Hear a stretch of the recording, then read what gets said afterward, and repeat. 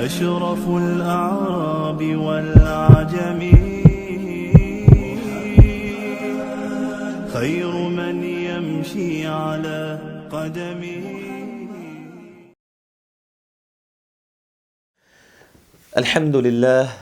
الحمد لله وحده والصلاة والسلام على من لا نبي بعده أما بعد السلام عليكم ورحمة الله وبركاته.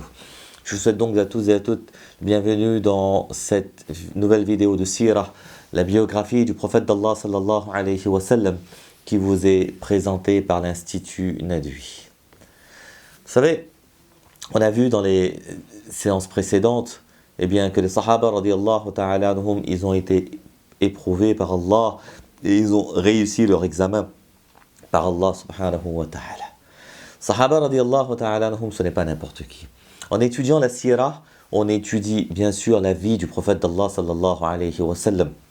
Mais en étudiant cette vie, on voit autour du prophète d'Allah sallallahu alayhi wa sallam et on prend connaissance. Et c'est aussi un des objectifs de la sirah, faire connaissance avec ces pieux personnages, avec ces grands personnages que représentent les Sahaba radiyallahu ta'ala anhum. Vous savez, lorsque parfois on observe la lune, eh bien on va observer la lune. L'objectif, c'est d'observer la lune. Autour de la lune, eh bien, on va voir des étoiles qui scintillent. Et on va quand même pouvoir admirer ces étoiles. La métaphore, c'est la même. La comparaison, elle est la même. On est en train d'étudier la lune que représente le prophète d'Allah sallallahu alayhi wa sallam. Et on voit autour de cette lune, autour du prophète d'Allah sallallahu alayhi wa sallam, scintiller les sahaba, les compagnons du prophète d'Allah sallallahu alayhi wa sallam. Compagnons du prophète d'Allah sallallahu alayhi wa sallam, ce n'est pas n'importe qui. Et ça, il faut l'entendre, il faut le savoir. Par les temps qui courent, il faut effectivement l'entendre et le comprendre. Sahaba radiyallahu ta'ala anhum, compagnons du prophète d'Allah sallallahu alayhi wa sallam, élèves directs du prophète d'Allah sallallahu alayhi wa sallam. Vous savez, le message d'Allah, il nous a été transmis. Allah azza wa jal, il a transmis son message sur Rasulullah sallallahu alayhi wa sallam. Donc, le message d'Allah nous a été transmis par l'intermédiaire du prophète d'Allah sallallahu alayhi wa sallam. Le prophète d'Allah sallallahu alayhi wa sallam, il a transmis ses messages aux Sahaba radiyallahu ta'ala anhum.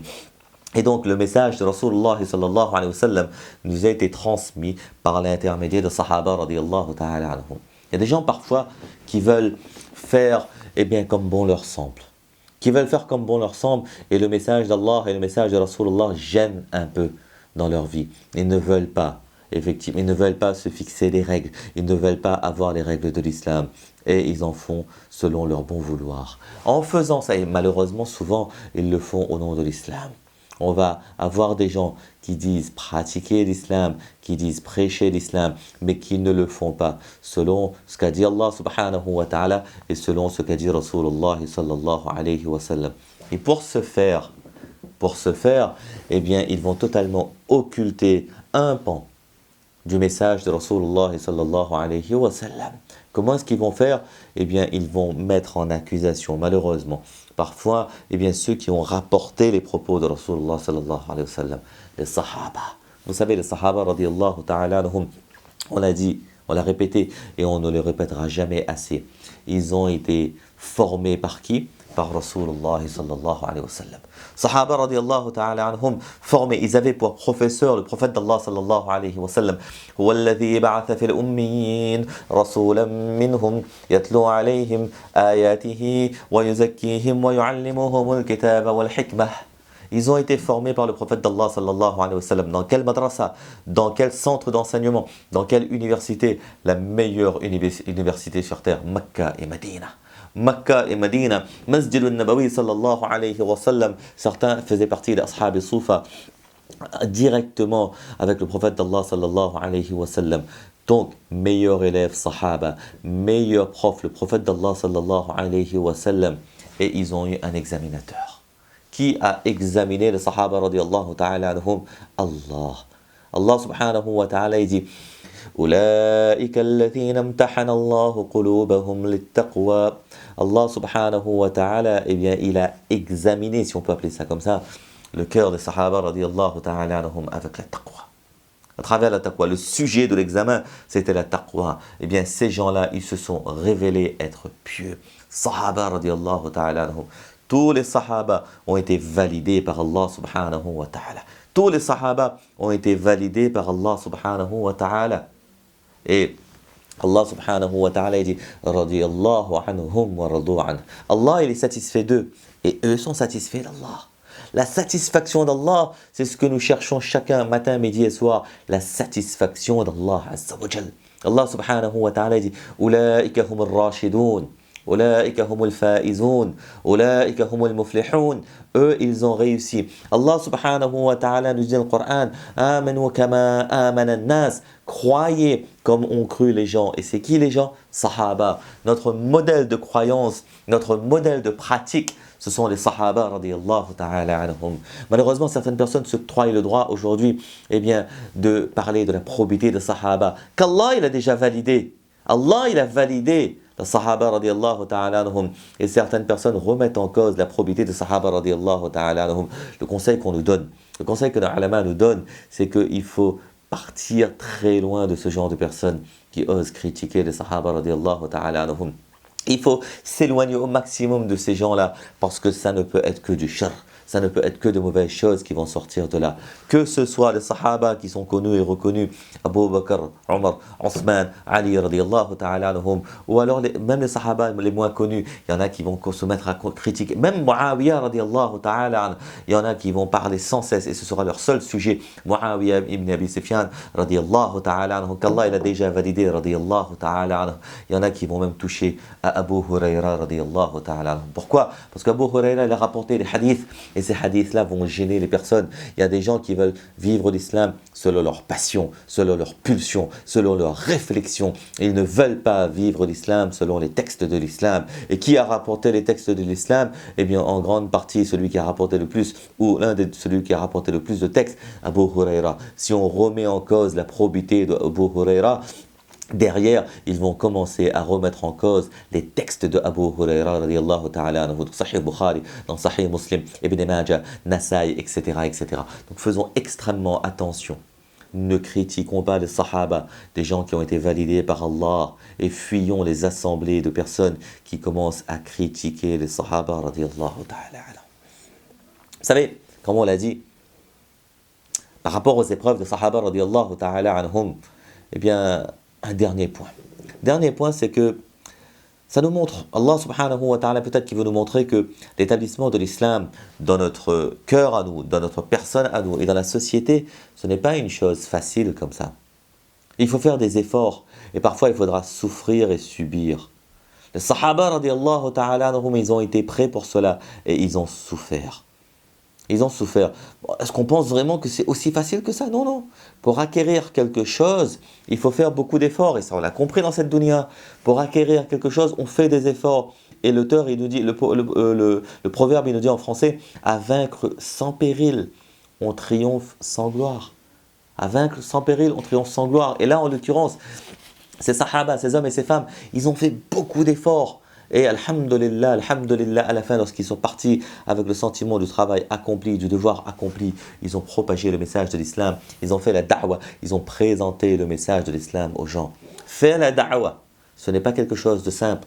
Faire la da'wah, présenter le message de l'islam, présenter, on ne force personne, on présente le message de l'islam, ce n'est pas quelque chose de simple. Shaitan ne nous laissera jamais tranquille. Shaitan ne nous laissera jamais tranquille.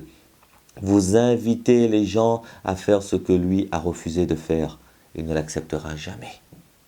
Shaitan, lorsque vous faites la da'wah, il ne vous laissera pas tranquille parce que vous êtes en train d'inviter les gens à ce que lui, il a refusé de faire. Il a refusé de faire la sijda.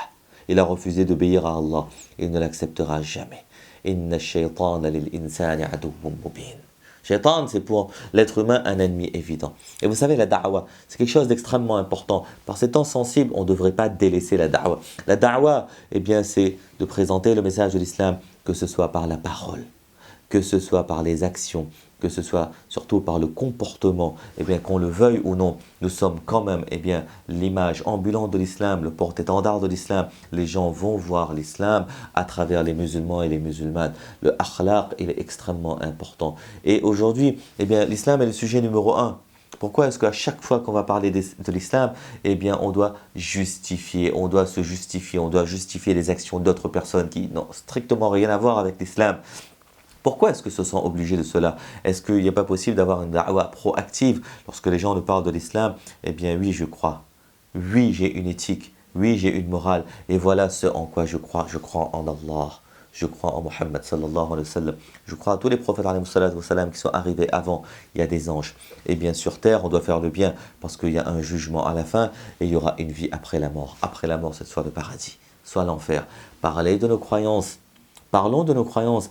Les gens nous demandent des renseignements, des informations sur l'islam. Eh bien, tant qu'à faire, on va parler de l'islam de manière positive, avoir une da'wa proactive de l'islam. Parce que vous savez, c'est un souci que c'est vraiment un objet de tracas chez moi et chez beaucoup d'entre nous, c'est que eh bien, les gens qu'on a côtoyés tous les jours, les gens avec qui on parle de tout et de n'importe quoi, on parle des recettes de cuisine, on parle des joueurs de foot, on parle de l'actualité, on parle du gouvernement, on parle de tout, mais on leur a jamais parlé d'Allah. Ces gens qui sont non musulmans, nos voisins, nos collègues de travail, collègues de bureau, collègues d'école, etc. On leur a jamais parlé d'Allah. Mais vous croyez vraiment que le jour du jugement, ils vont venir devant Allah? Eh bien, ce jour-là, où ces gens-là, on n'aura pas d'amis, même la famille va nous renier. Ce jour-là, vous croyez vraiment qu'ils vont pas venir devant Allah? Ils vont dire, Ya Allah, lui, mon ami depuis 10 ans, de 15 ans, de 20 ans, il m'a jamais parlé de toi, Ya Allah. On a parlé de tout. Mais il ne m'a jamais parlé de toi, Ya Allah. Il ne m'a jamais fait ta présentation, Ya Allah. Ce jour-là, qu'est-ce qu'on va répondre à Allah? Ce jour-là, qu'est-ce qu'on va répondre à Allah subhanahu wa ta'ala? Ya Allah, eh bien, j'ai occulté, j'ai oublié que la da'wa, c'est ma responsabilité. Non, non, la da'wa, c'est aussi ma responsabilité. En tant que Abdullah, en tant que serviteur d'Allah, je me dois d'adorer Allah. En tant que ummati de Rasulullah, en tant que membre de la ummah, de la communauté du prophète d'Allah sallallahu alayhi wa sallam, je me dois de faire cette da'wa ila Allah. Inviter vers Allah, amr bil ma'ruf wa nahy anil munkar, conseiller le bien et déconseiller le mal. Ça fait partie de mes responsabilités.